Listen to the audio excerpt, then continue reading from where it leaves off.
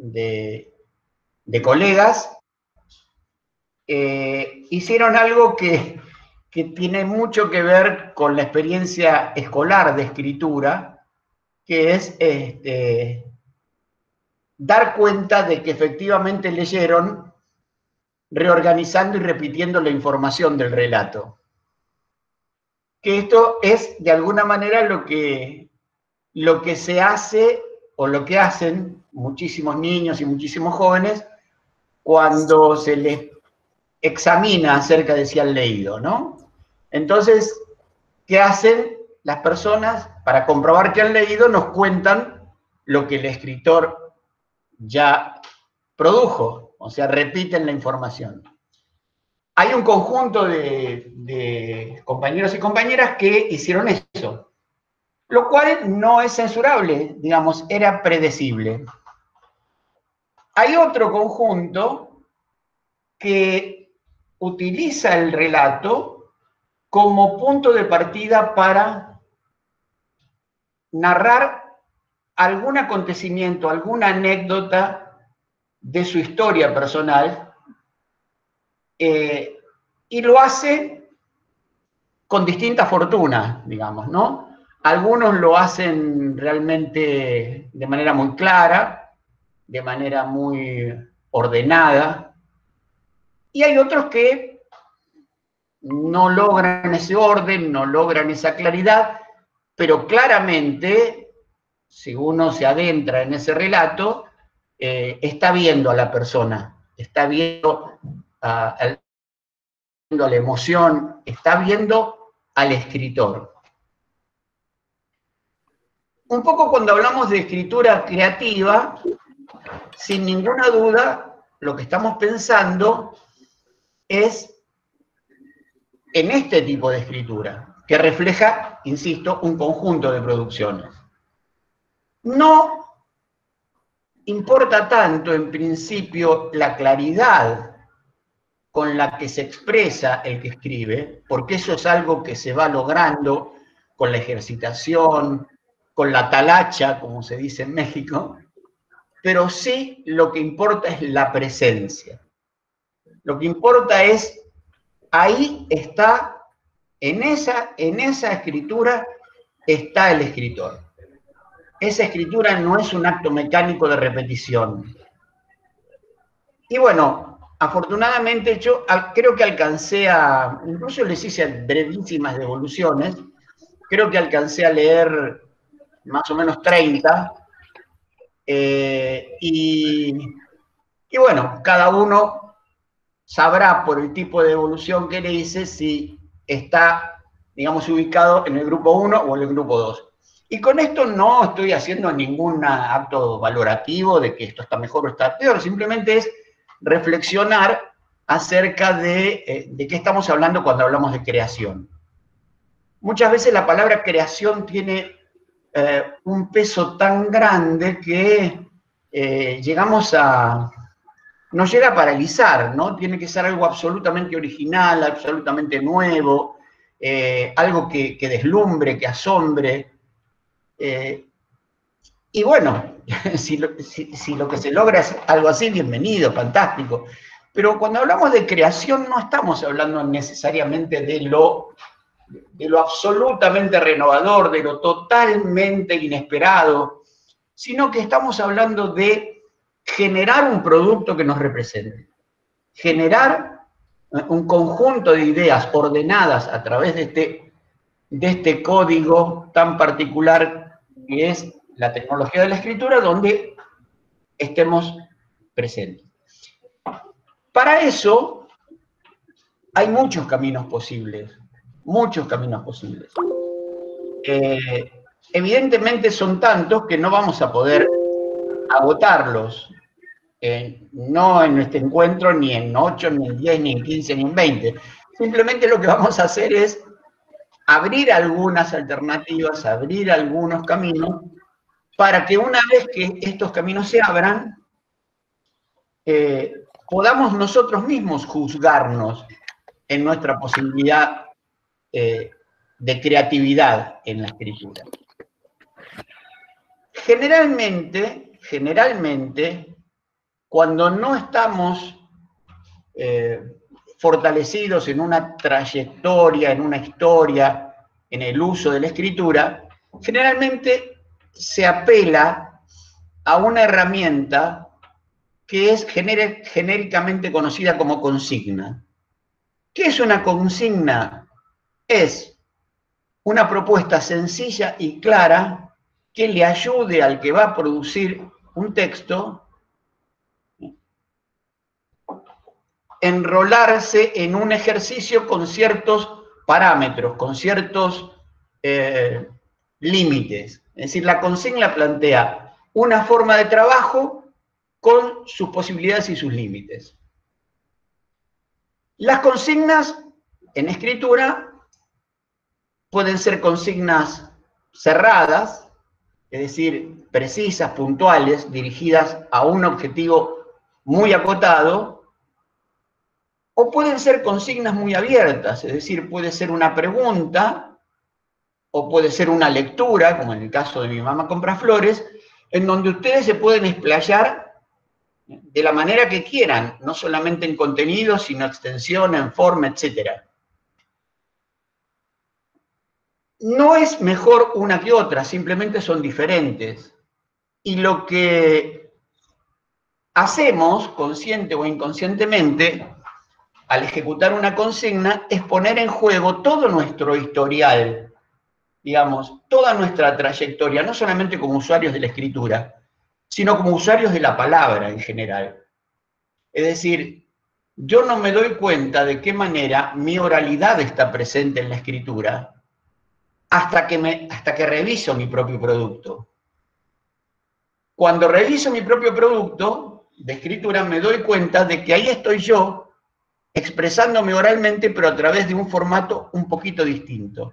Esa es una de las cuestiones que les he comentado a algunos de los compañeros que tenían, por ejemplo, muy buenas ideas, pero que estaban un poco desorganizadas en cuanto a forma.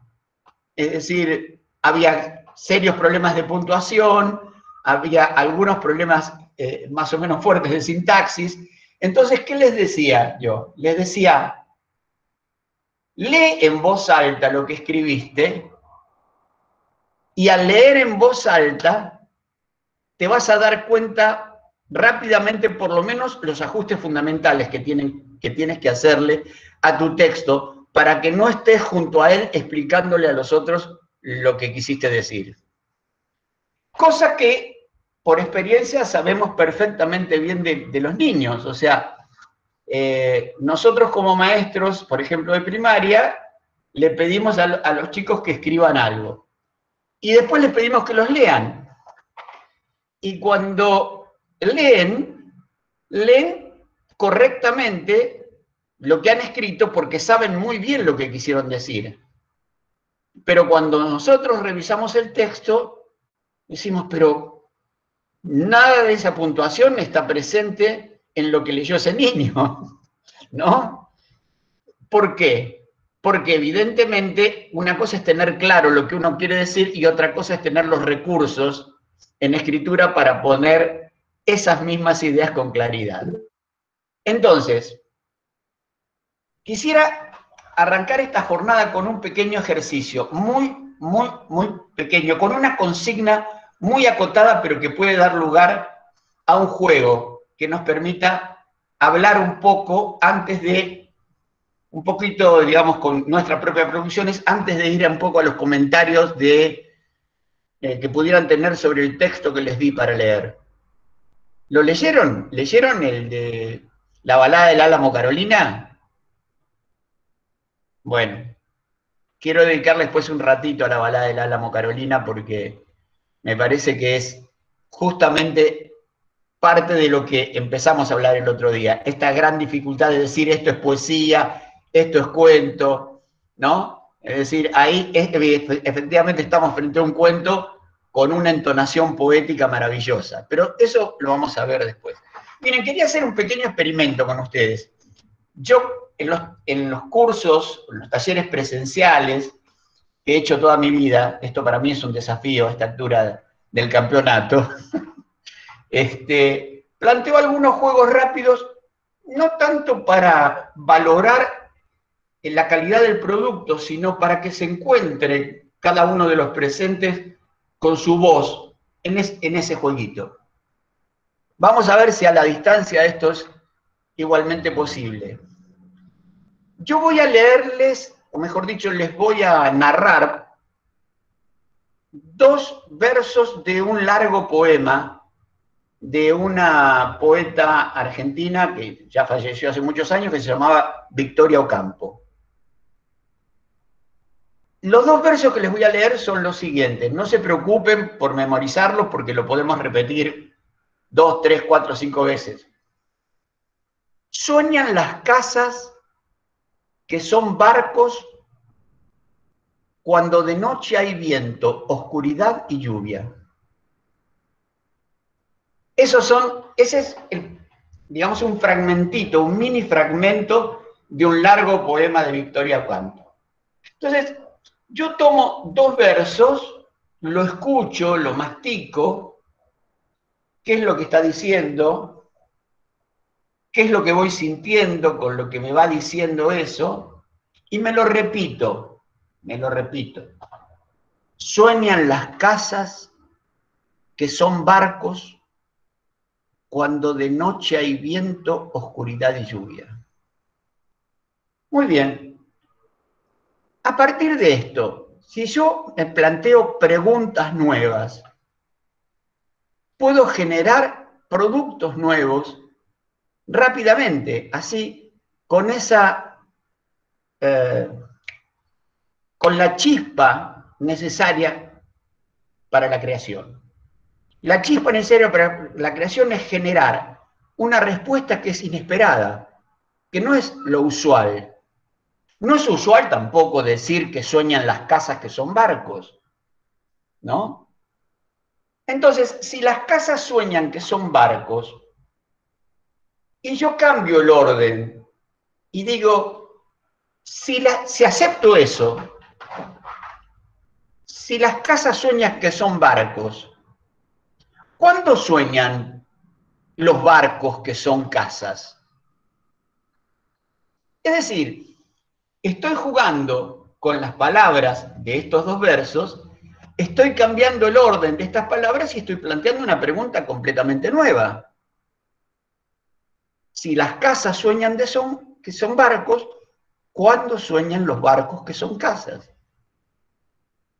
Esa pregunta puede originar, ¿cuántos tenemos acá? 66 personas. Puede desatar 66 respuestas diferentes. Ahora, seguramente va a haber algunas que son muy parecidas, otras que son muy diferentes. Seguramente en esas 66 no va a haber originalidad absoluta, no va a haber 66 todas absolutamente distintas, pero seguramente si yo reviso las 66 después, podré agruparlas por cercanía y diré, de estas 66 hay 20 que se parecen mucho, hay 15 que se parecen mucho, hay 10 que se parecen mucho, y solamente hay 1 o 2 que no se parecen a ninguna. Y eso es lo que pasa siempre.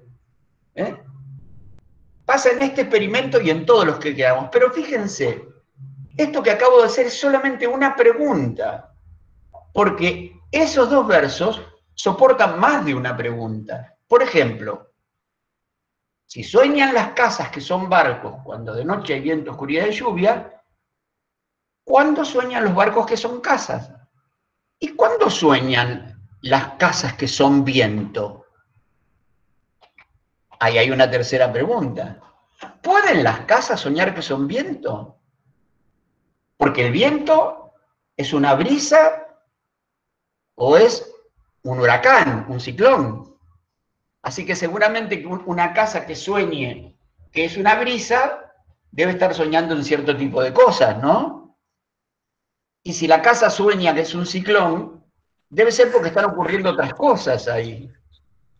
Si la casa sueña que es una tormenta, también puede ser que estén pasando otras cosas. Fíjense, todas estas cosas no estaban presentes como disparadores posibles de la escritura. Están posibles, o son posibles en este momento, a partir de algunas preguntas muy sencillas que hice yo. Bueno, así como Victoria Ocampo nos presta estos dos versos para que nosotros juguemos un poquito con esto, yo podría tomar fragmentos de versos de otros poemas, ¿no? Vean, tengo uno por ahí que lo recuerdo no totalmente, pero es de Octavio Paz, bastante más cercano, vamos, a la experiencia de lectura de México, y dice: la tinta verde crea jardines, selvas, prados, follajes donde cantan las letras. Esto es lo mismo, un breve fragmento, igual que hicimos con Victoria Ocampo, lo hacemos con Paz. La tinta verde crea jardines, selvas, prados, follajes donde cantan las letras. Ahora, si la tinta verde crea jardines, selvas, prados, ¿qué crea la tinta roja? ¿O qué crea la tinta negra? ¿O cada color que se te ocurra y sus mensajes posibles? Es decir, yo no te doy una respuesta, te abro un caminito, te planteo la posibilidad de un juego.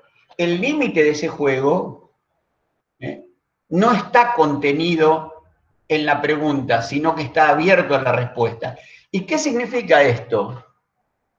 Que lo que yo voy a recibir y lo que yo voy a considerar a partir de lo que ustedes produzcan es siempre lo mejor.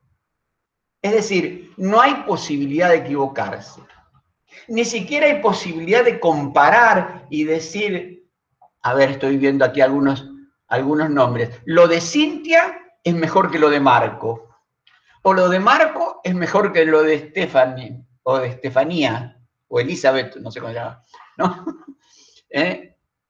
O lo de María. No, no puede ser. Íntimamente yo puedo decir, a mí esta imagen me parece más potente, me parece más bella, pero una cosa es que a mí me parezca, esto es una opinión, y otra cosa es que esa producción pueda ser calificada con un número, ¿no? Es decir, lo creativo puede ser valorado en términos subjetivos, pero no puede ser cuantificado, así como 2 más 2 son 4 y es correcto, y 2 más 2 no es 3 y es incorrecto. No, es otra visión sobre lo que estamos haciendo. Entonces, ya somos 67, fíjense, de a poquito. 77, perdón. A ver, les planteo si quieren hacer el jueguito primero. Todos están ahí con algo para escribir, ¿no? Tienen su maquinita o un papel, un lápiz y lo que sea. Sueñan las casas que son barcos cuando de noche hay viento, oscuridad y lluvia. Hice 3 preguntas. Pueden responder a las 3, pueden responder a 2, pueden responder a solo 1. Eso está en la voluntad de ustedes. Los vamos a dejar, así que tranquilamente jueguen como quieran. La primera pregunta es, si las casas sueñan que son barcos, ¿cuándo sueñan los barcos que son casas? Otra pregunta es, ¿cuándo sueñan las casas que son vientos? ¿Cómo son los vientos de las casas? Puede ser una tercera pregunta. Y hay muchas más preguntas que las dejo abiertas, es decir, las dejo en el aire para que si ustedes quieren hacer otras combinaciones o inclusive quieren agregar alguna palabrita para abrir una pregunta nueva, lo pueden hacer. Entonces, nos damos unos minutitos para que cada uno o cada una genere lo que quiera y nos escuchamos un poquito, porque a partir de eso vamos a poder continuar con bastante potencia. Entonces, arrancamos.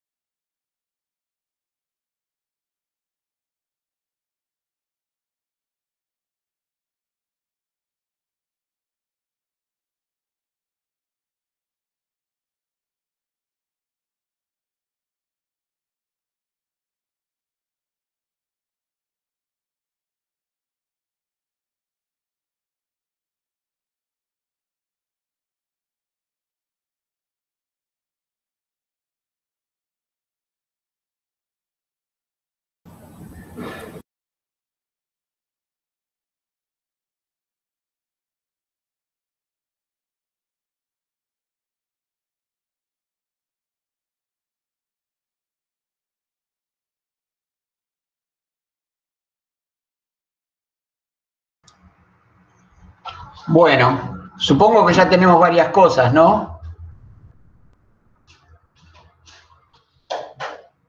¿Alguien quiere leer algo que haya escrito?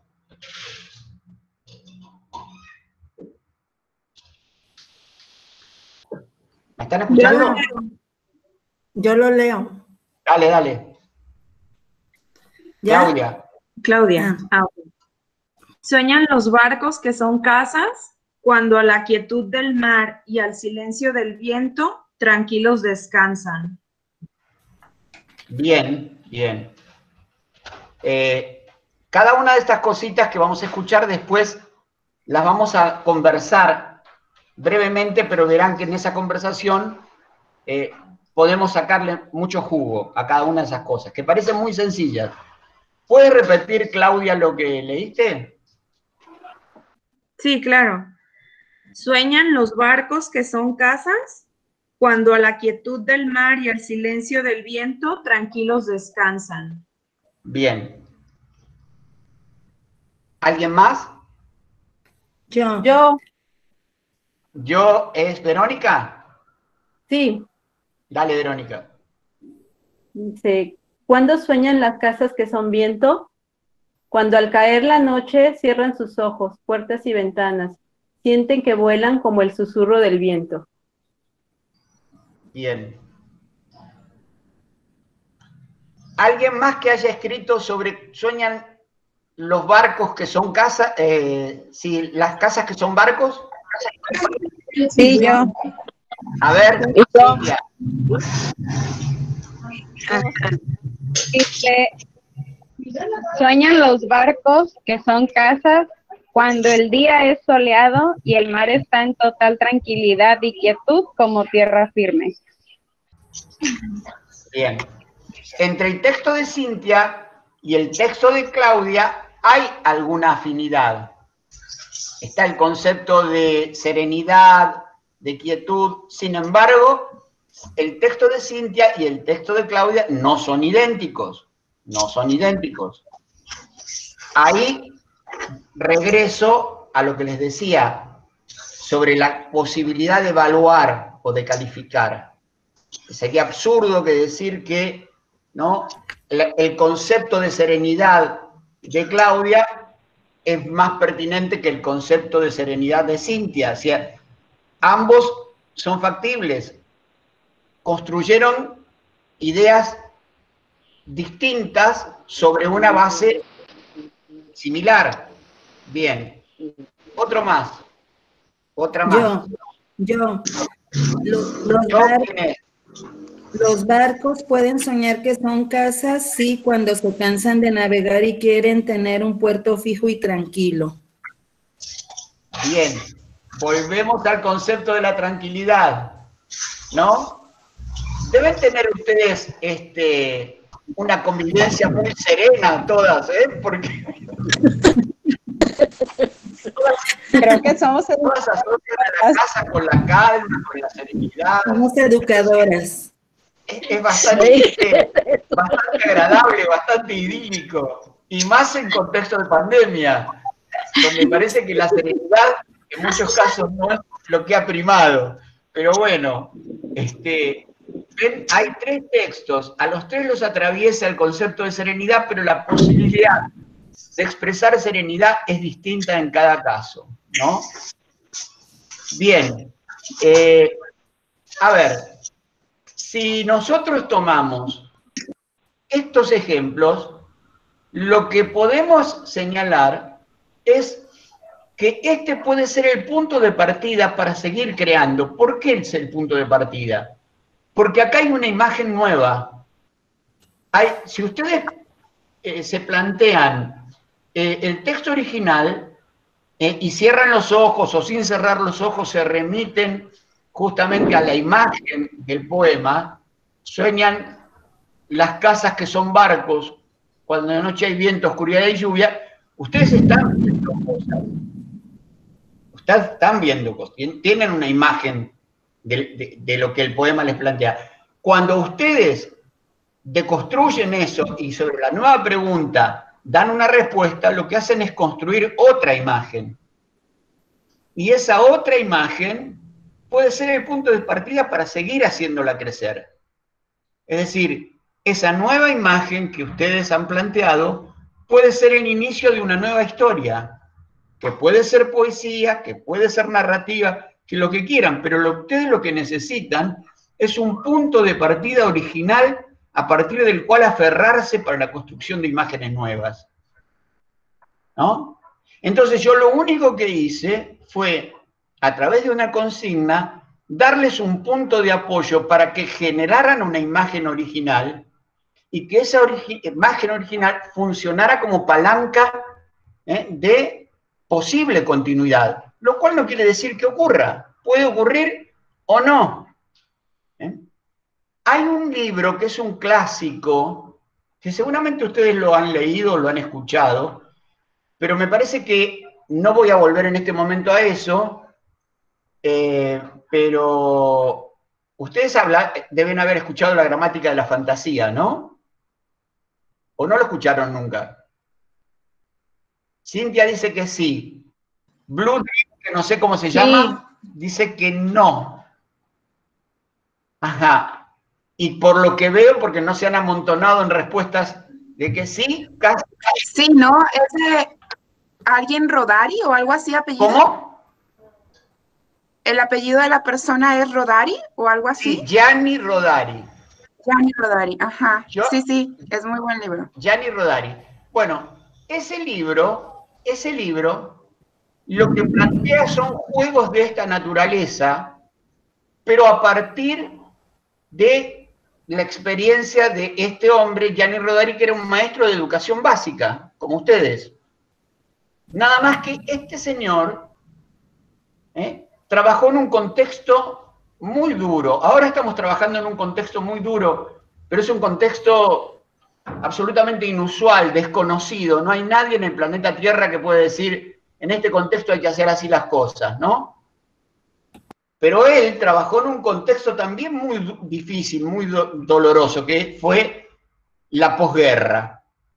Él era italiano, Italia, saben, se dejó llevar por la mano de un dictador que fue Benito Mussolini, que se alió a los alemanes y así le fue. O sea, Italia quedó arrasada después de la guerra. No había espacios físicos razonablemente buenos, las escuelas estaban destruidas, los niños estaban pobres, todo mal, todo mal. Y dice Gianni Rodari en la introducción de su libro, ¿qué nos quedaba? La palabra. Entonces, alrededor de la palabra es donde construye el vínculo educativo. Y plantea juegos con la palabra, por eso se llama gramática de la fantasía, donde a partir de ideas sencillas, como la consigna que les acabo de pasar, obviamente esta así no está en ese libro, esas preguntas desataran el espíritu creativo de los niños con los que trabajaba. Entonces, la primera consigna del libro se llama La piedra en el estanque. Y en parte tiene que ver con esto que estamos haciendo. ¿Qué es esto de la piedra en el estanque? ¿Qué pasa si uno tira una piedra al agua? ¿Qué pasa con el agua? Exactamente, Cintia lo hace gráficamente muy bien, ¿no? O sea, se generan una serie de ondas concéntricas que se van alejando del punto de impacto. ¿Cómo es la primera onda? Es una onda muy marcada. La segunda onda es un poco menos marcada. La tercera onda es menos marcada, la cuarta onda es menos, y así no sé cuántas, hasta que la quietud, ¿no?, vuelve a ser. Entonces, ¿por qué la piedra en el estanque? Porque si yo digo barco, y les pregunto, a ver, ¿cuál es la primera palabra que pueden vincular a barco? Mar. Agua, mar. Mar. Agua, mar. ¿Qué más? Tamaño grande. Ola. Tripulantes. Velas. Puerto. Tripulantes. Muy bien, muy bien. Esas palabras son justamente las que estarían en este concepto de la piedra en el estanque en el primer círculo. En la primera onda, en las más cercanas al punto de impacto. Pero si yo continúo estableciendo vínculos, no ya necesariamente con barco, sino con ola y con tormenta y con puerto y lo que sea, voy a seguir con conceptos que están vinculados a barco, pero cada vez más lejanamente. Y ese conjunto de conceptos, más inmediatos, más cercanos, hasta los más mediatos, más alejados, constituyen un material que puedo recoger para construir oraciones, para construir poemas, para construir historias, etc. Fíjense, aquí de lo que se trata es que pongamos en movimiento al lenguaje y que confiemos, porque esto es algo que tenemos que recuperar, probablemente sus alumnos no, porque sus alumnos, la mayoría son pequeños y todavía no han sido tan golpeados por la experiencia del no, de decir no sabes, no puedes, no entiendes, ¿no? Pero hay que fortalecer la convicción de que con nuestros recursos tenemos cosas para decir, y cosas importantes para decir. Entonces, estos juegos, con la palabra, son eso, es decir, son motivaciones para poner en movimiento lo que tenemos cada uno de nosotros. Ahora, cada uno de esos juegos tiene ciertos códigos que a veces, sobre los cuales estamos conscientes, y otros sobre los que no estamos conscientes. Por ejemplo, las palabras se ordenan de determinada manera en el discurso. Ese orden genera una respuesta creativa, un concepto. Si yo cambio el orden, altero el concepto, lo transformo, llevo las cosas para otro lado. ¿Qué hicimos nosotros en este juego? Cambiar el orden. Sueñan los barcos que son casas, sueñan las casas que son barcos, ¿no? No hicimos ninguna sustitución de palabras. No hicimos ninguna, simplemente hicimos un cambio de orden. Ese es un recurso que se puede repetir. Cambiar el orden de las palabras para ver cuáles son las nuevas preguntas que se generan, puede ser un caminito, un primer camino favorable a la creación. Pero otra cosa completamente distinta, es decir, yo tengo ese punto de partida y a partir de ese punto de partida dejo que crezca el relato. A partir de esta primera imagen, que el barco sueña que es una casa cuando está sereno, cuando está calmo, etc., yo puedo empezar a imaginar cosas y sin ningún temor, porque luego para recortar hay tiempo, ¿no? Yo hago crecer esa primera imagen, la hago crecer todo lo que quiera. Ese es otro recurso, hacer crecer el texto original, que al principio es muy pequeño, hacia un texto más choncho, como dirían en México, sobre el que después podemos operar con todas las tijeras que queramos. Entonces, vamos por orden. Les hablé de Rodari. Me gustaría que en algún momento podamos hacer algún ejercicio sencillo a partir de una propuesta que es una clásica, tal vez la más clásica de ese libro, es la propuesta de el binomio fantástico. El binomio fantástico es una propuesta muy sencilla, pero que tiene que ver con la búsqueda de lo inusual, que es parte de la creatividad. ¿Qué decía Rodari? Si yo tomo la palabra gato y la palabra perro, es probable que no me genere demasiado movimiento, porque la palabra gato y la palabra perro están bastante cercanas en el uso coloquial cotidiano de la lengua. Pero si yo digo perro y armario, por ejemplo, o closet, ¿no? Como se dice en México, o ropero, ¿no? Como decían antiguamente las abuelitas, son dos palabras que no están muy cercanas en el lenguaje coloquial cotidiano. Perro y ropero es raro. Perro y gato no es raro. Pero perro y ropero sí es raro. Entonces, esas dos palabras que están lejanas en lo coloquial, en lo cotidiano, si se encuentran, pueden dar lugar a una chispa que genere un producto creativo, a partir de una imagen que funcione como punto de partida. Un perro en el armario o un perro en el closet. Esa es una pregunta o un punto de partida raro, ¿no? Y si es raro, puede dar lugar a respuestas extrañas y novedosas. ¿Qué hace ese perro dentro del closet? ¿Cómo llegó ahí adentro? ¿Está vivo? ¿Está muerto? ¿Es una señal mafiosa? ¿Lo dejaron ahí como una amenaza por nuestras conductas?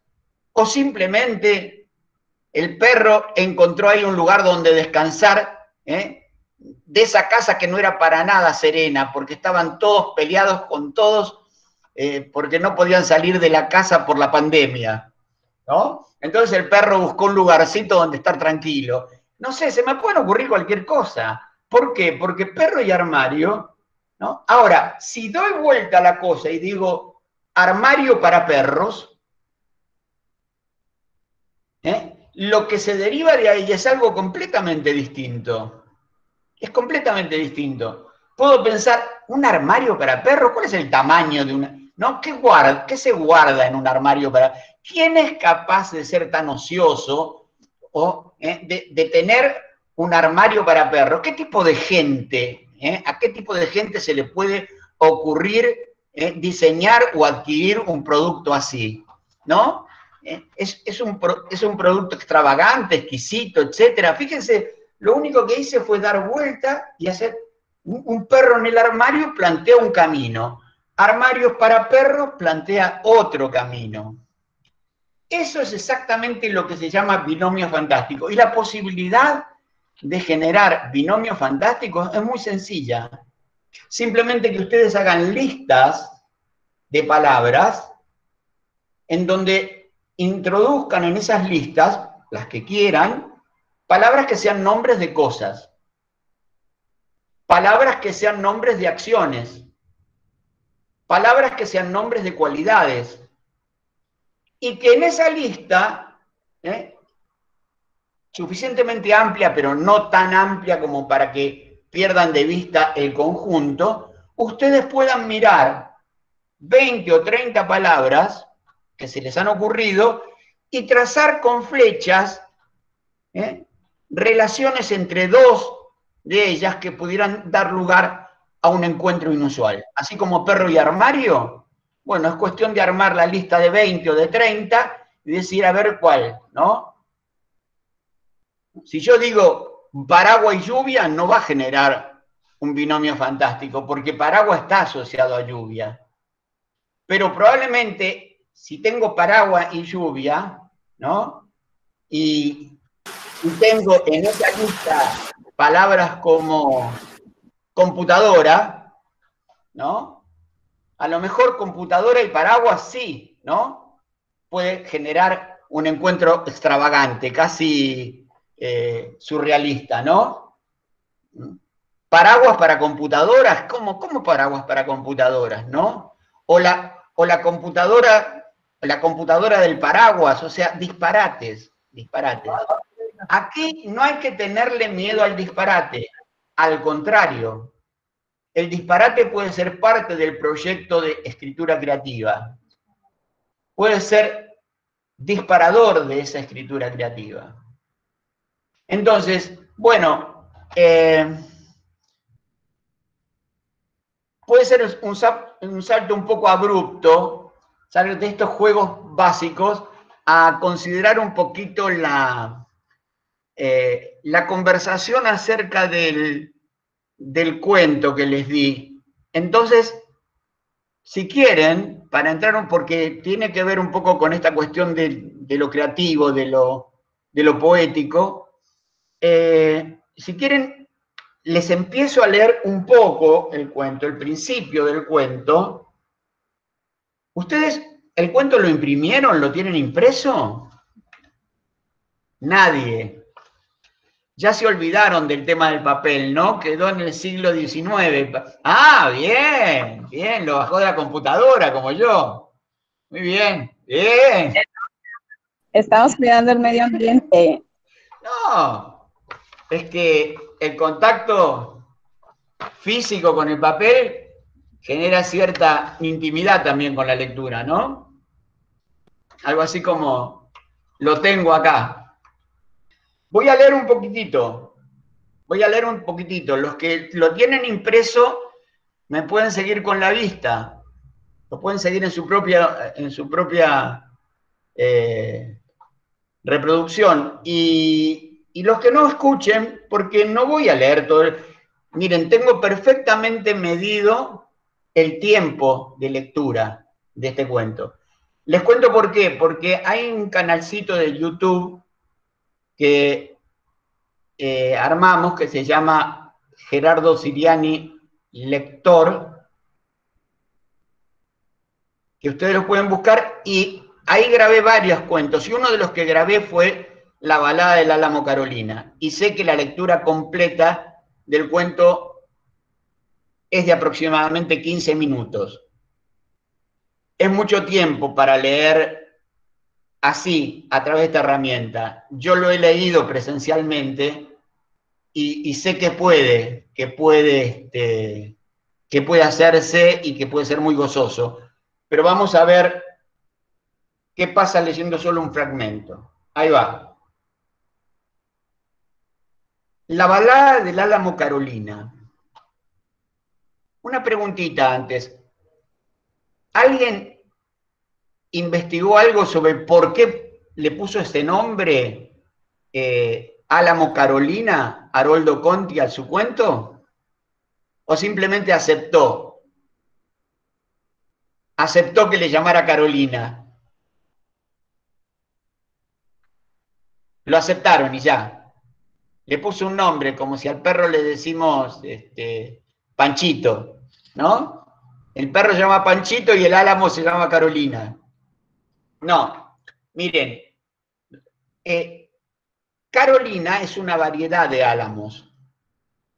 O sea, el álamo es un árbol muy particular, muy usado en la Pampa argentina, porque es un árbol que corta el viento, porque es fuerte, es alto, es recto, y aquí cuando se desata el viento, se desata en serio, y entonces si uno quiere proteger ciertos cultivos y pone una línea de álamos carolinas, que son altos y el viento se detiene. Es una forma natural de barrera contra el viento. Entonces es una variedad de álamos.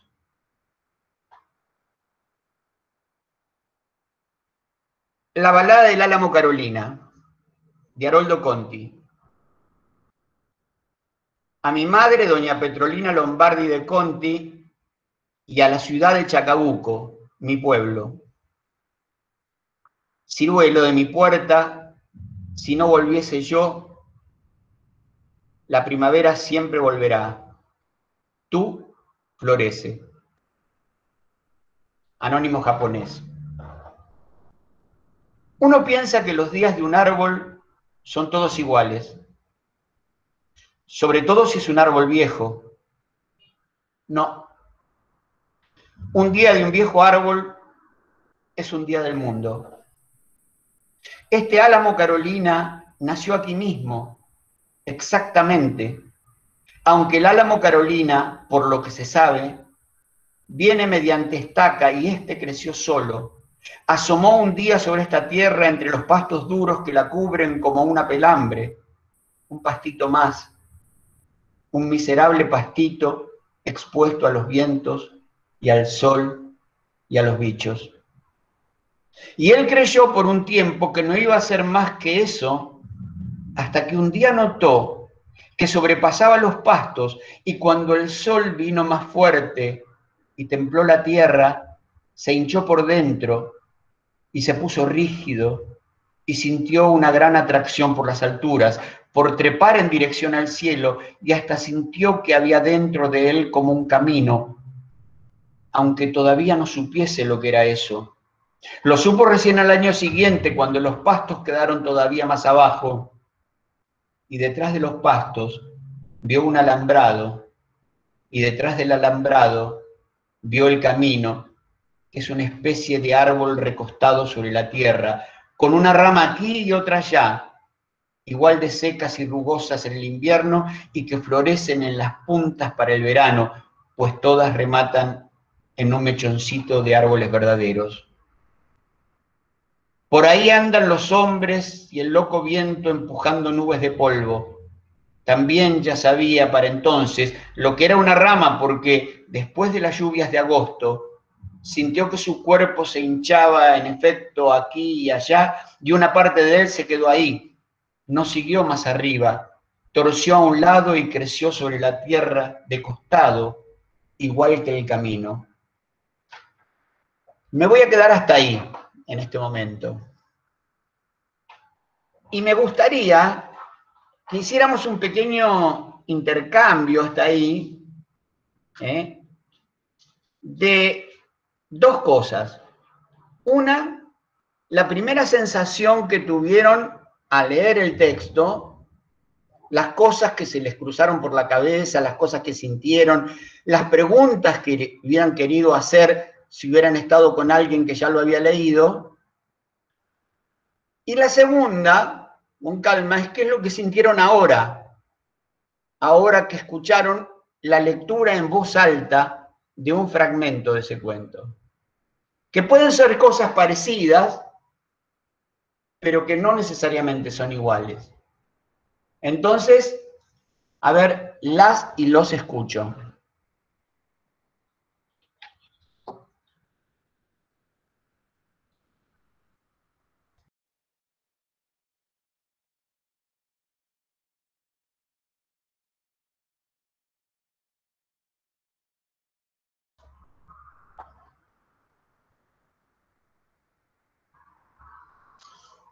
Quiero decirles algo, hay un temor a veces a abrir el fuego en esto, porque también estamos bastante golpeados por esta idea de que hay una respuesta correcta, o que el maestro está esperando algo en particular. Y si yo no doy con ese algo en particular que está esperando, la cosa no está bien. No, no estoy esperando nada en particular. ¿Marco quiere decir algo? Empiezo para que vea, maestro, que, dale. Que sí podemos empezar. Bueno, sí, no,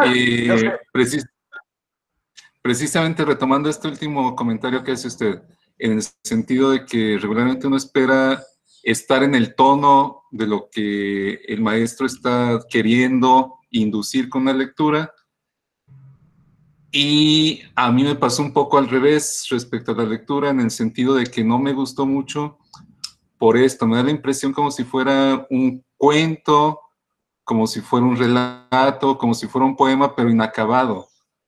A mí me deja la sensación, la primera lectura que hice, como que se dispersa, como que pronto son imágenes, pero no hay como una solidez, no hay una estructura así como más firme que diga aquí empezamos y aquí terminamos.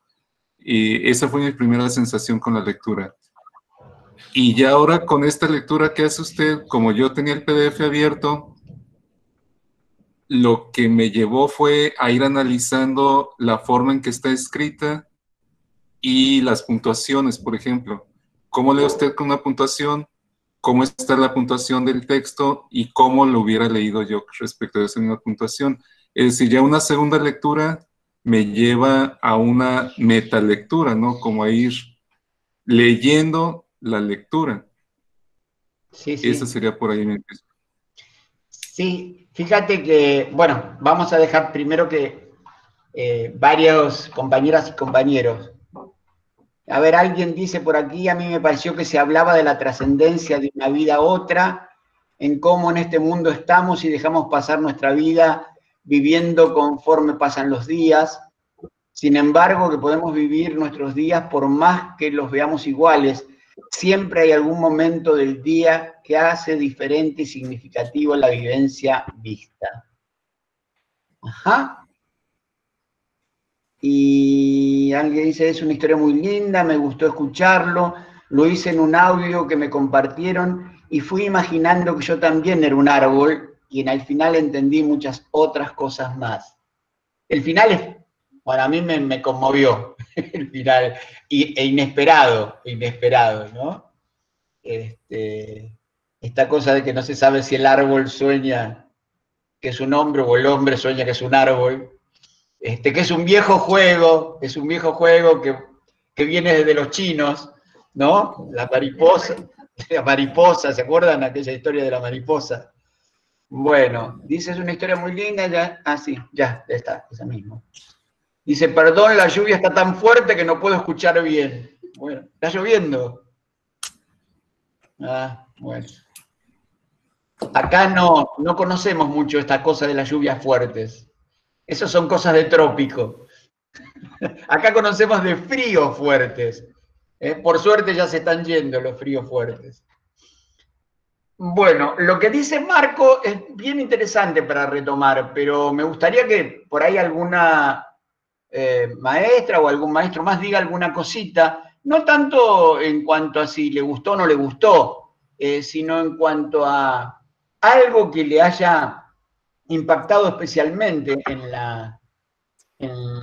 el modo de escribir de este hombre y ahora en la escucha, ¿no? Y ahora en la escucha. Yo.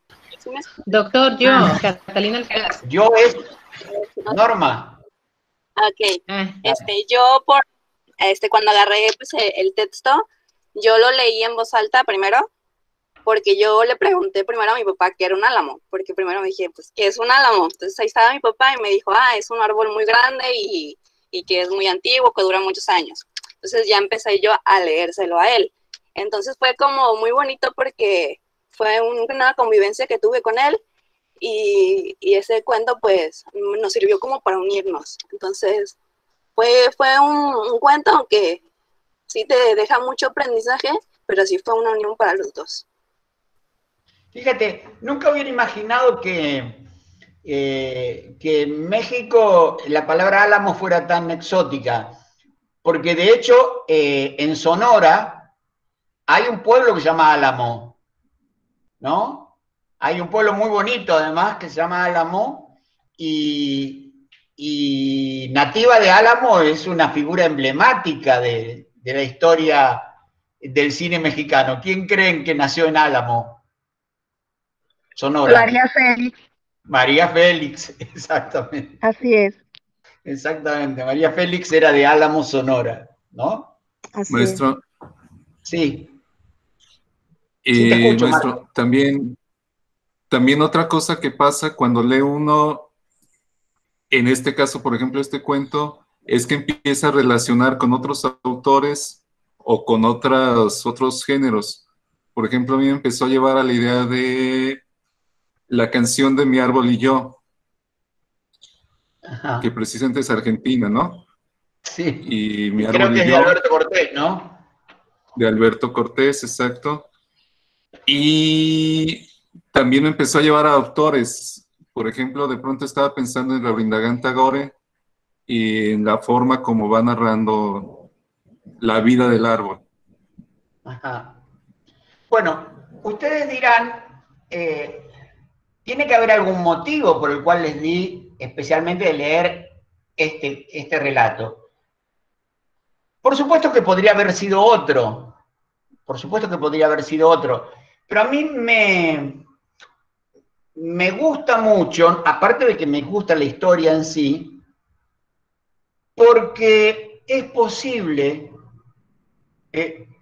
ir leyendo con calma, en voz alta o en silencio, eso lo decide cada uno, pero yo siempre recomiendo que si pueden leer en voz alta, puede ser mucho mejor, porque queda con mucho más clara la escritura interior que están haciendo de su lectura. Es decir, esto que está escrito, ustedes lo están escribiendo en su mundo interno, lo están escribiendo como conceptos y como sensaciones. Entonces, si ustedes retoman el cuento, no para que lo hagan ahora, porque eso les va a llevar un largo tiempo, puede ser una tareita, así, no está escrita, pero después si quieren se las puedo recordar, pero ya se las doy.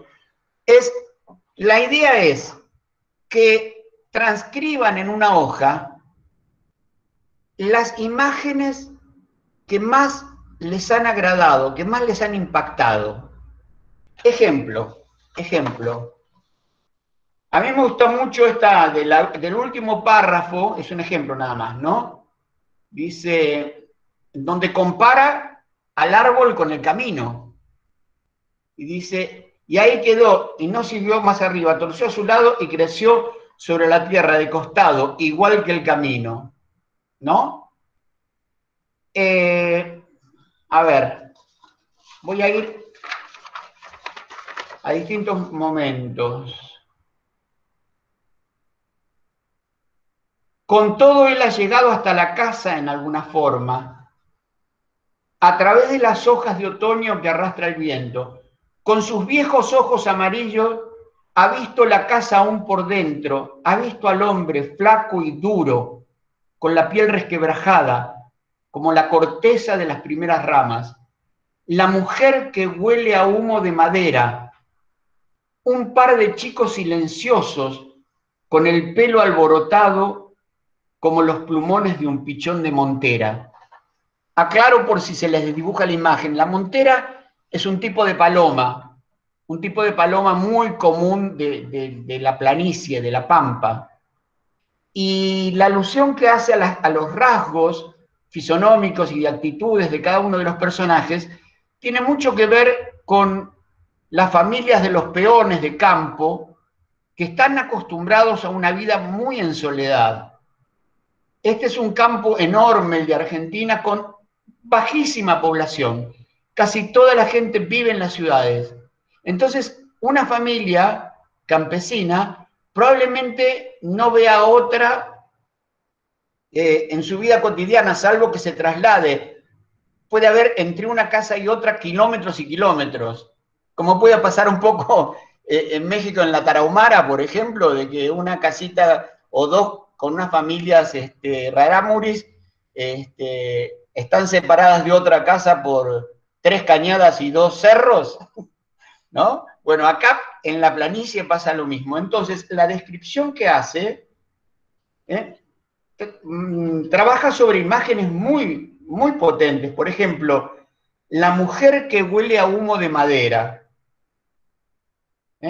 Un par de chicos silenciosos con el pelo alborotado como los plumones de un pichón de montera. El hombre, flaco y duro, con la piel resquebrajada, como la corteza de las primeras ramas. Es decir, ahí hay varias imágenes, a mí me gustaron mucho, pero hay muchas a lo largo del poema, en que ustedes podrían retomar, podrían rescatar. ¿Cuál es la idea? La idea es que después de una lectura muy minuciosa del texto, si rescatan, no sé, 15 o 20 imágenes que les parezcan especialmente poéticas, así como en el ejercicio sencillito que planteamos acá de jugar con la combinación de dos palabras, podemos intentar trabajar con esas 15 o 20 imágenes poéticas en la construcción de un texto propio, en donde, con todas las conexiones y con todos los agregados que ustedes quieran, formen parte de su texto esas 15 o 20 imágenes que le pidieron prestado a Haroldo Conti de su cuento, sin ningún temor al plagio. ¿No? Sin ningún temor. Pero ¿cómo? ¿Cómo voy a escribir algo si esas son ideas que se le ocurrieron al escritor y entonces yo las voy a usar en mi texto? Sí, las vas a usar en tu texto. Porque de alguna manera todos, más conscientes o menos conscientes, utilizamos imágenes que se han incorporado a lo largo de nuestra historia a partir de las conversaciones que hemos escuchado, de las lecturas que hemos hecho, de las escrituras que hemos revisado. Entonces, nada más que ahora lo vamos a hacer conscientemente. Miren, un famosísimo escritor argentino, tal vez el más famoso internacionalmente, que fue Jorge Luis Borges, que tenía un sentido del humor muy particular, decía: yo siempre estoy al borde del plagio, ¿no? ¿Cómo es eso, maestro? Le decía. Bueno, es que a mí me gustan tanto ciertos escritores ingleses del siglo XIX, por ejemplo, Edgar Allan Poe, Chesterton, me fascinan de tal manera, los he leído tantas veces, que seguramente andan por ahí mezclados en mis propias historias, ¿no? Esto tenía una parte que era irónica, obviamente, pero hay una parte que es real. Es decir, uno no sabe en qué medida está influenciado por otras escrituras. Y en realidad lo que estamos haciendo acá es un juego, es un ejercicio, nada más que es un ejercicio, para ver cómo, después de leer un texto y después de rescatar algo de la poesía de ese texto, yo soy capaz de poner a jugar todas esas ideas en una nueva construcción donde se articulan de la manera que yo quiera, en el orden que yo quiera, y con las nuevas conexiones y con las nuevas temáticas que yo les quiera agregar a ese material que funciona como punto de partida. ¿Está clara la consigna? ¿Está claro lo que tienen que hacer? Bueno, es un poquito más complicado, lleva un poquito más de tiempo que el ejercicio de mi mamá compra flores, pero tienen una semana, tampoco es tan difícil, ¿no?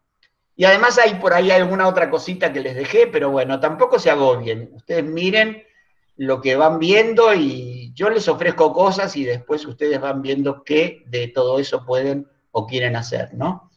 Me gustaría que alguna más o alguno más comente acerca del qué pensaron o qué sintieron cuando escucharon la lectura en voz alta.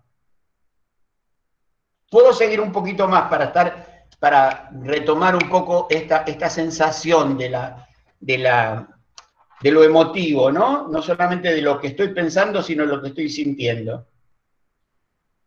Ahora es un viejo álamo Carolina, porque han pasado 12 veranos por lo menos, si nos lleva mal la cuenta. Ahora crece más despacio, casi no crece. En primavera echa las hojas en el mismo sitio que estuvieron el otro verano, y por arriba brotan unas crestitas de un verde más encarnado que al caer el sol se encienden como por dentro. Pero él ahora no pretende más que eso, esa dulce luz del verano que lo recubre como un velo.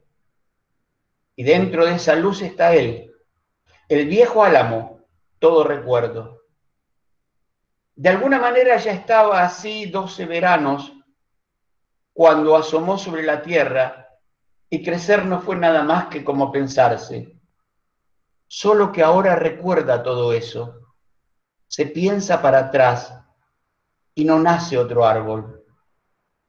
En eso consiste la vejez, ver de memoria.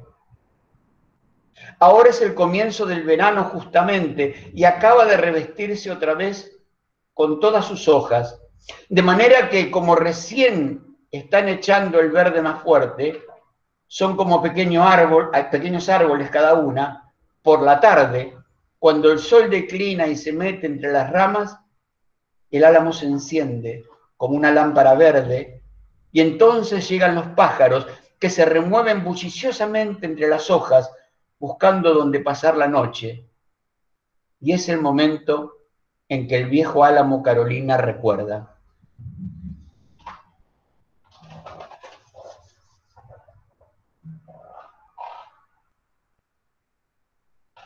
Lo que quieran. A ver. Yo, acá pregunta Catalina alguien. Alcaraz. Acá, perdón, aclaro, porque no estoy muy acostumbrado a mirarlos y a mirar el chat. Alguien dice, ¿cuál será la extensión mínima o máxima del texto a construir? No hay una extensión mínima o máxima. Si alguien quiere tomar 3 o 4 imágenes y trabajar con esas 3 o 4, está bien. Si alguien quiere tomar 25 y trabajar con 25, está bien. No se preocupen. Ustedes pónganse el límite. Ahora sí. Doctor, soy Sí. Catalina Alcaraz. Catalina, Y dale. la lectura me lleva a imaginar lo que ahora sí usted está leyendo. Al inscribirme al curso me di cuenta que el título del curso era literatura creativa. Y bueno, ahora sí estoy asociando porque la literatura tiene que ver con la expresión escrita y hablada, ¿verdad? En la semana tuve la oportunidad de ver en YouTube un video que usted subió que se llama Secretos para leer cuentos, en donde se me hizo muy interesante escuchar un cuento que usted iba relatando, La sombrera, y bueno, a mí lo más importante al momento de realizar una lectura es esa entonación, esa calma que debemos de tener al momento de realizar una lectura, de tal manera que logremos atraer nosotros como maestros la atención de nuestros alumnos. Y bueno, yo siento que va muy asociada. Una escritura pudiera estar muy creativa, como lo que veíamos la semana pasada, pero si no va acompañada de una lectura creativa, yo pienso que pues queda incompleto, ¿verdad? Esto de la creatividad. Y bueno, compartirle también que hay una frase que ahorita estoy trabajando con mis alumnos, en donde lo escriben diariamente en sus actividades. La creatividad es la inteligencia divirtiéndose. Entonces, ahora sí, ya depende de uno el darle esa chispa para que el alumno le llame la atención, no solo el leer y de la mano el escribir. Gracias, Catalina. Sí, yo estoy muy asombrado que la palabra creatividad no se asocia a lectura con tanta facilidad como se asocia a escritura. Quiero aclarar que además el curso se llama Escritura Creativa, pero podemos renombrarlo tantas veces como queramos, no hay problema, porque estamos hablando más o menos de lo mismo. Y me llama la atención, quiero decir, cuando uno habla de escritura creativa, sabe claramente de lo que está hablando, ¿no? Pero si uno dice, no, lectura creativa, hay mucha gente que se desconcierta. Dice, ¿cómo lectura creativa? ¿Usted va a inventar algo que no está escrito? Sí, voy a inventar algo porque nada está escrito. En realidad el texto es una pauta. Y la creación está en el acto de interpretación. O sea, el lector en el acto de interpretación está creando. La lectura siempre es creativa o no es lectura, es repetición de palabras. Marco lo señalaba hace un momento, es decir, la puntuación. Quien haya podido seguir la lectura con el PDF o con el texto impreso, se habrá dado cuenta que ahí hay una serie de acciones realizadas en el acto de mi lectura que no se condicen con la puntuación del texto, ¿no? O sea, yo he reinventado la puntuación en función de las necesidades de la oralización del texto, ¿no? Y esto es así siempre, no es que a mí se me ocurrió porque soy un rebelde sin causa, no. es absolutamente imprescindible. O sea, yo tengo que readecuarlo en función de cómo voy sintiendo esto, en función de lo que estoy interpretando, en función de lo que siento que el texto me exige. Pero además, no solamente yo estoy haciendo pausas que no están, ¿no? O estoy eliminando pausas que están porque estoy leyendo a otro ritmo, sino que mi entonación es algo que está sugerido por el escritor de manera tácita, si el escritor es muy bueno, pero no está determinado. Ningún escritor le va a decir a uno, si lee en voz alta, leíste tú de una manera que no es la que yo pensé. Se lo puede decir, pero de que un escritor pretenda que está cerrado su texto es tan absurdo como comparar dos escrituras distintas, lo que decíamos al principio. Y yo tengo un ejemplo muy clarito de un escritor argentino que se llama Ricardo Mariño, que escribe cosas para chicos. Después en otra sesión les voy a leer algún cuento de Mariño, porque tiene mucho sentido del humor. Y hay un cuento muy lindo que se llama El rapto, que es una historia en donde un canario rapta a una canaria que está enjaulada, la saca de la jaula y se la lleva al monte para hacer una familia con la canaria. Pero el canario, que es un animalito, imagínense, frágil, chiquitito, ¿no? Resulta que es un gaucho malo, ¿no? Entonces empieza el canario hablando diciendo, soy un canario que huyó de su jaula. Antes, cuando comía alpiste y no sé qué, bueno, o sea, la voz de un gaucho malo en la imagen de un canario es muy graciosa, ¿no? Bueno, van pasando varios personajes, el canario, la canaria, los pichones, casi un matón a sueldo, que es un cuervo que le encargan llevar a la canaria de regreso. Bueno, en fin, esto es una historia, se las voy a leer en otro encuentro. Y en un congreso que hubo de lectura, qué sé yo leí el cuento y estaba Mariño. Y después me dijo, me divertí mucho. Le digo, bueno, ¿es tu cuento? No, es el tuyo, me dijo. ¿Cómo?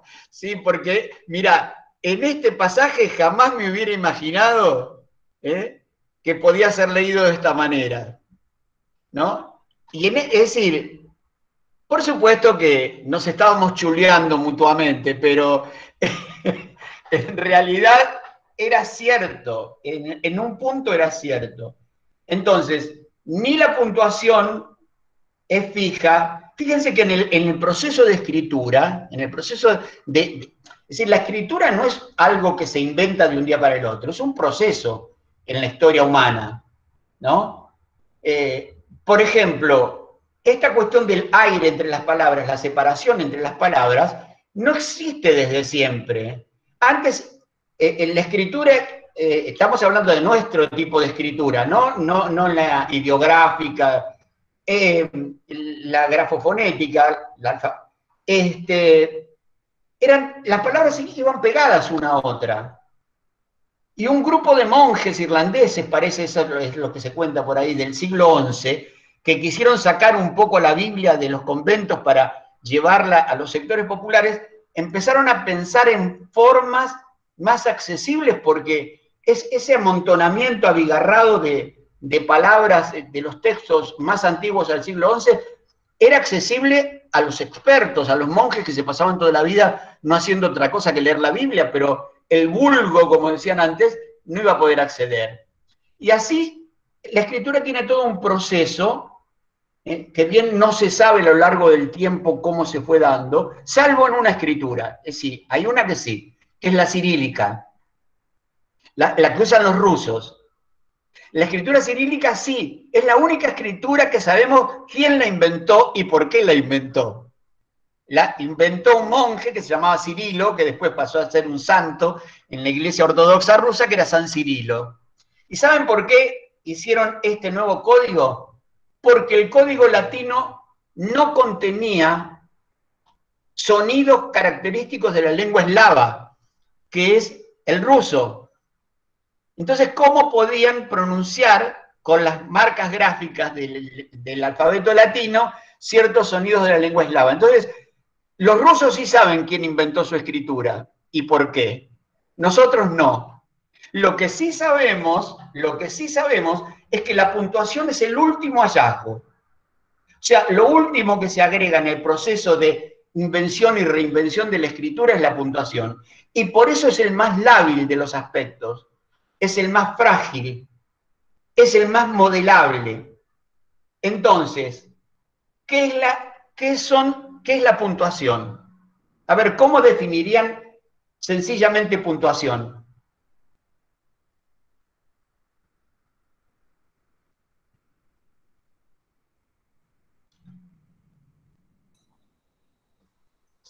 A ver, Maestro, Marco.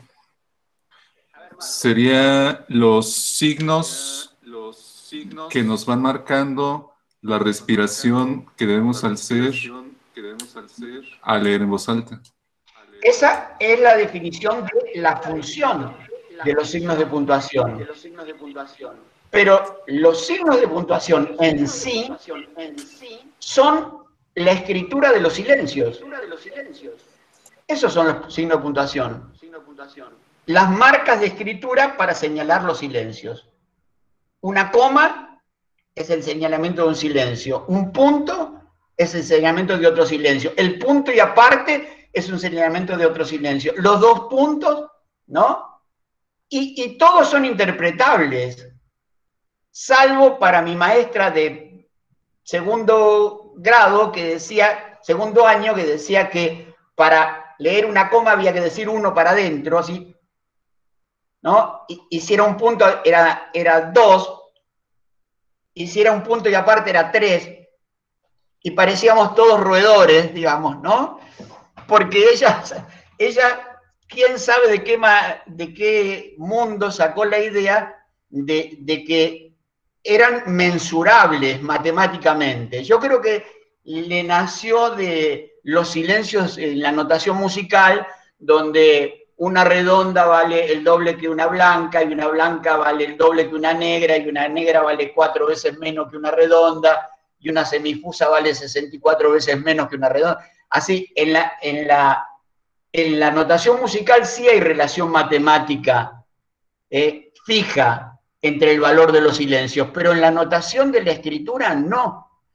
Es interpretable, una coma es interpretable, un punto es interpretable, y la necesidad de su uso en la lectura en voz alta es ajustable, siempre es ajustable.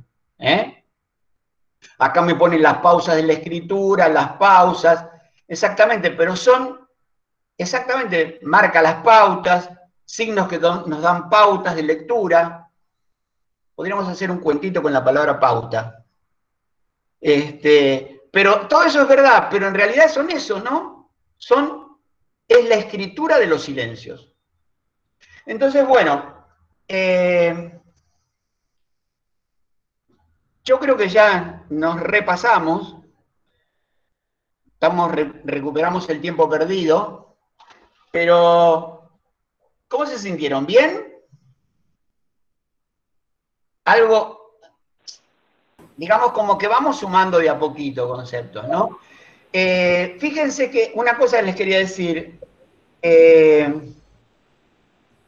ya no me acuerdo en qué momento, pero creo que si no les compartí, les voy a compartir próximamente un material que es un libro que yo hice hace unos años para el estado de Yucatán. Ah, sí, se los compartí. Sí. Atención. Ahí hay, si lo revisan con calma, hay muchas ideas para jugar con la escritura, jugar con la lectura, para jugar con la conversación, etc.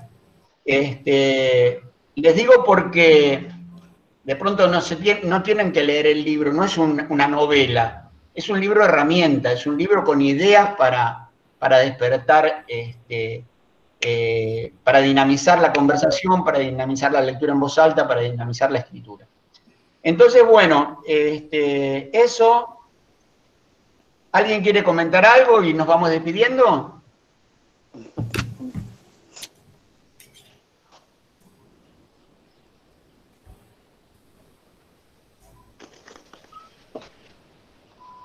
Esto es como las sesiones espiritistas, ¿no? Tenemos que esperar que alguna voz... Doctor, yo quiero comentar un poquito acerca de la lectura del cuento. ¿Quién está hablando? Soy Rosa Castañeda Padilla. Rosa, no te veo, Rosa. A ver. ¿No me ve? Arellano. Rosa Castañeda Padilla. Castañeda, que no está tu nombre, está Arellano Castañeda. Okay. No, María Guadalupe. Ok. El cuento me gustó mucho y hay una partecita que hasta la anoté en mi cuaderno. Expuesto a diversas circunstancias y yo lo asocié a que todas las personas en el transcurso de nuestra vida estamos expuestos a diversas circunstancias y esas circunstancias nos permiten crecer, aprender y son las que nos hacen cada día más fuertes. También hay una partecita que también la anoté y usted la mencionó en la lectura que hizo al final, revestirnos. Es como cada día quitarnos eso que consideramos que nos está estorbando en nuestra vida. Y al revestirnos, pues tenemos un cambio de actitud, un cambio en nuestra forma, en todos los aspectos, en nuestra forma de ser, de actuar, de ver, de sentir. Y yo siento que al revestirnos cada día, aunque pasen los años, seguimos siendo jóvenes. Sería todo. Muy lindo, muy lindo. Quería comentarles algo que se me pasó rapidito. Hay una imagen a mí en este cuento que me dio vuelta la cabeza. Por la potencia y por el juego con el significado. Sobre el final de esta primera hoja dice, en eso consiste la vejez. Verde memoria. Y está escrito verde memoria, es la historia del árbol, la vejez del árbol, la memoria verde, y es la memoria del humano. Ver de memoria. ¿No? Si ustedes se dan cuenta el doble juego, ¿no? Si habla de un humano, ¿en qué consiste la vejez? Ver de memoria. ¿En qué consiste la vejez del árbol? Ver de memoria. Es fantástico, es fantástico. Por eso digo que hay una narrativa poética buena. Marco, ¿querías decir algo? Sí. ¿Quería decir algo, Marco, o no? Sí, que precisamente, sí, ¿me escuchan? Que precisamente fue la frase que tomé para mi texto. Ajá, mirá. Sí, es que es muy potente. Es muy potente porque ahí, de alguna manera, anuncia el cierre, ¿no? El hombre descansando en el árbol y durmiendo, ¿no? O sea, la memoria del hombre y la memoria del árbol, ¿no? Sí. Es decir, de alguna manera está anunciado poéticamente en esta imagen tan bonita. Bueno, estoy viendo los comentarios, estoy muy contento porque dice que muy enriquecedor la clase de hoy, me pareció interesante, me agradó la sesión, me pareció más fluida. Sí, yo creo que va fluida porque a pesar de todos los límites de esto, nos vamos conociendo un poquito más, vamos como aterrizando en poco para dónde podía ir las cosas, ¿no? Bueno, a ver qué más. No, aprendí mucho hoy, muchas gracias. Bueno, pues queridos míos, nos veremos en una semana, queridos y queridas. Muy agradecido a ustedes también y nada. Gracias, que tengan bonita tarde. Igualmente. Gracias. Muchas gracias. Gracias. Gracias. Gracias. Gracias, doctor. Gracias, Adiós. Gracias, muy interesante. Gracias. Hoy no nos mandará. Gracias. Gracias. Hasta luego. Hasta luego. Chao. Gracias. Buenas tardes. Desde Colima, adiós, doctor. Gracias, doctor. Buenas tardes.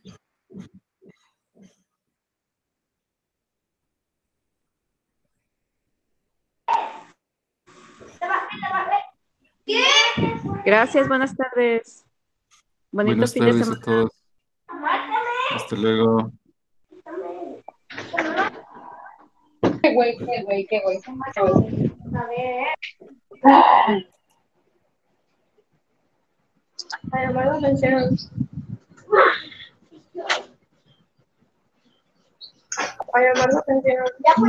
Gracias, hasta luego. Nos vemos la próxima semana. Gracias. Saludos desde Coquitlán, Colima.